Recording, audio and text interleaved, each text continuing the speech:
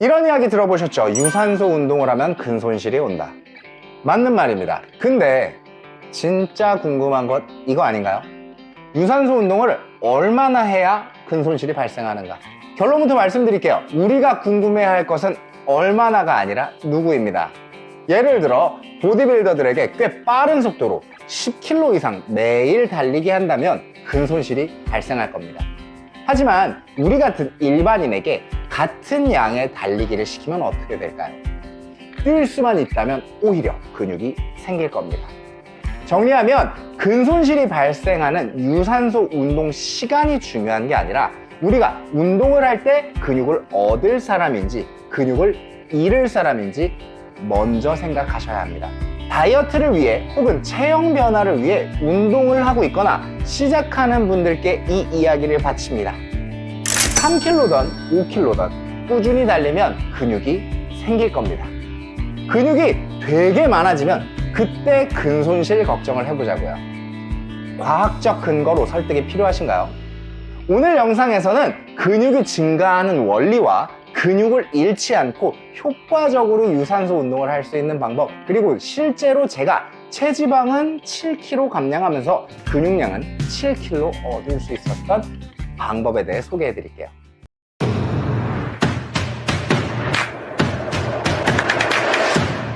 (1968년) 골드버그 박사의 연구를 시작으로 근비대 과정에 대한 연구는 계속되었습니다.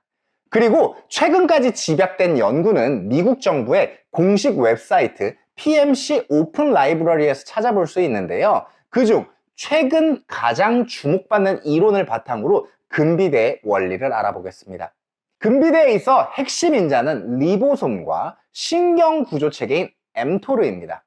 용어에 당황하지 마세요. 더 쉽게 말하면 mTOR는 단백질 생성 지시 시스템으로 총사령관, 리보솜은 단백질 합성 공장으로 생각할 수 있어요. 근력운동이나 영양 섭취가 시작되는 동시에 총사령관은 최대 2시간 이내에 활성화되면서 근육 내 단백질이 합성될 수 있도록 리보솜에게 단백질을 만들어낼 것을 지시하게 되고, 리보솜은 최대 48시간까지 활성화가 되면서 단백질을 형성해내는 것이죠. 그러니까 mTOR가 다른 자극에 의해 멈추게 되면 근력운동이나 영양 섭취는 아무런 효과를 거둘 수 없는 겁니다. 그래서 운동 후 휴식이 근성장을 만들어낸다, 매일 운동한다고 근육이 성장하지 않는다고 이야기하는 것이죠.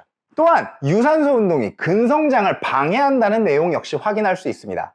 해당 이론에서는 앞서 말씀드린 근육이 성장하는 48시간 이내에 유산소 운동을 하게 되면 mTOR의 활동을 억제함으로써 근비대에 지장이 생기게 되는 겁니다. 그래서 우리는 유산소 운동이 근성장의 독이며 주적이라는 주장을 신뢰하게 된 것입니다. 더불어 2012년 메타 분석은 이를 더욱 뒷받침해 줍니다. 해당 분석에서는 유산소 운동과 근력 운동을 부적절하게 결합하면 근성장이 최대 31%까지 저하된다고 밝히기도 했죠. 응? 뭐야? 그러면 유산소로 근손실 되는 거 맞잖아. 이거 어그로네 싶으신가요? 유산소로 근성장을 할 수 있는 방법이 바로 여기 있습니다. 캐나다의 625만 구독자 제레미 에티어는 이렇게 제안합니다. 제레미는 목표가 근성장과 근력 강화라면 근성장을 해치지 않는 유산소 운동을 위해 운동시간, 종목, 그리고 횟수로 나누어 제안하고 있습니다. 첫째, 웨이트를 마치고 최소 6시간 후에 진행한다.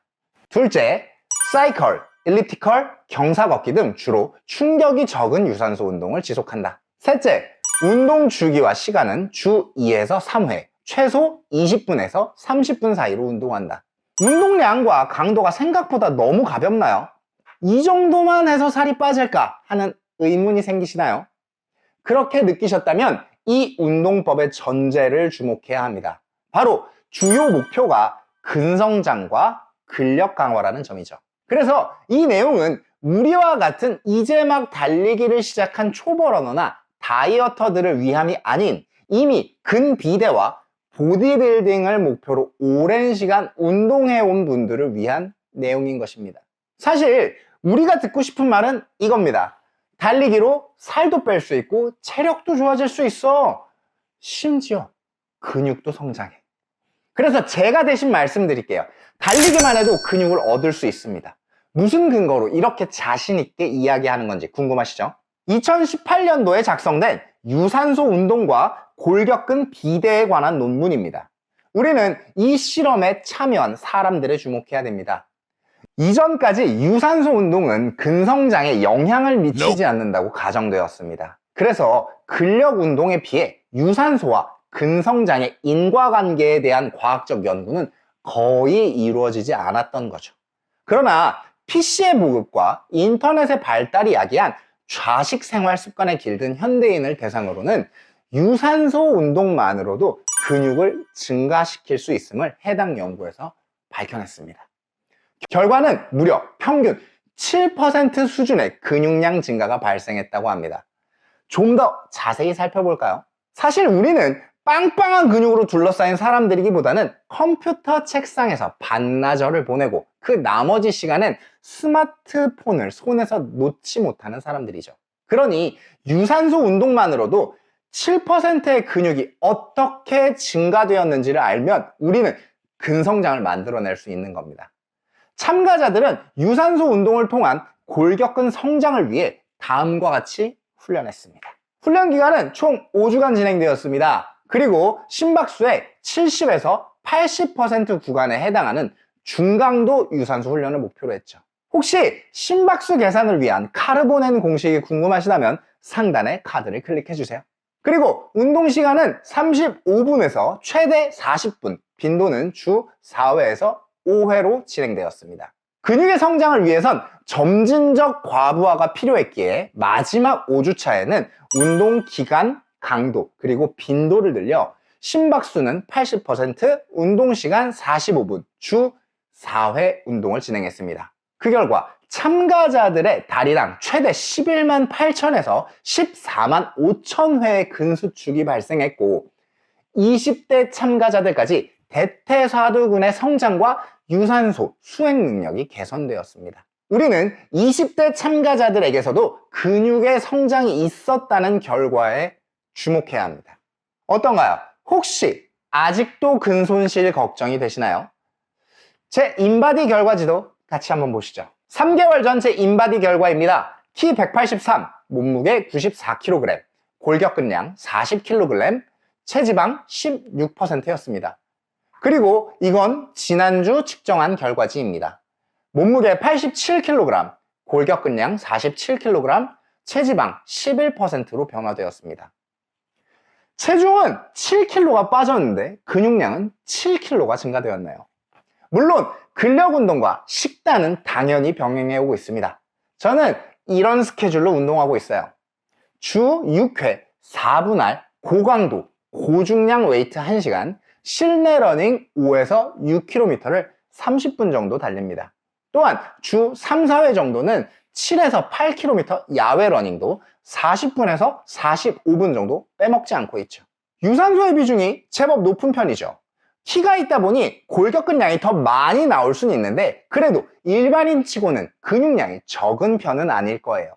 그럼에도 근손실보다는 근성장을 할 수 있었죠. 제가 드리는 말씀의 요지는 내가 이렇게 성공하는 과정 중에 있으니 이게 정답이야 라는 게 아니에요. 그러니까 특별한 무언가를 한 게 아니라는 거죠. 영상의 시작에서 말씀드린 것처럼 저는 근육을 잃을 걱정을 할 사람이 아닌 근육을 얻을 사람이었다는 거죠. 달려보세요. 분명히 변화가 생길 겁니다. 설 연휴 동안 또 엄청 드시고 지금 누워 계시죠? 빨리 운동화 신고 나가서 달리고 오세요. 오셔서는 인증 댓글도 남겨주는 거 잊지 마시고요. 요즘 날씨가 많이 풀려서 야외 달리기를 할 때도 큰 부담이 없어요. 그리고 설 연휴가 지나고 나면 3월입니다. 봄바람 살랑살랑 불 때 달리면 얼마나 좋을지 벌써 기대가 돼요. 지금 달리고 계신 분들이라면 저처럼 봄날의 달리기를 기다리게 되실 거예요. 하지만 달리면 근손실 나. 지금 추워. 미끄러지면 어떡해? 라는 핑계로 미루고 계신 분들이라면 봄이 되면 남을 유일한 핑계거리가 꽃샘추위 하나뿐일 겁니다. 달리기, 유산소는 싫으시다고요? 웨이트에서 몸 만드실 거라고요? 근데 그 정도 강도와 느슨한 식단으로 되겠어요? 지방을 걷어내야죠. 유명 헬스 유튜버가 말했죠. 맛있는 걸 먹으면서 하는 운동은 벌크업이 아니라 그냥 잘 먹고 잘 사는 거라고.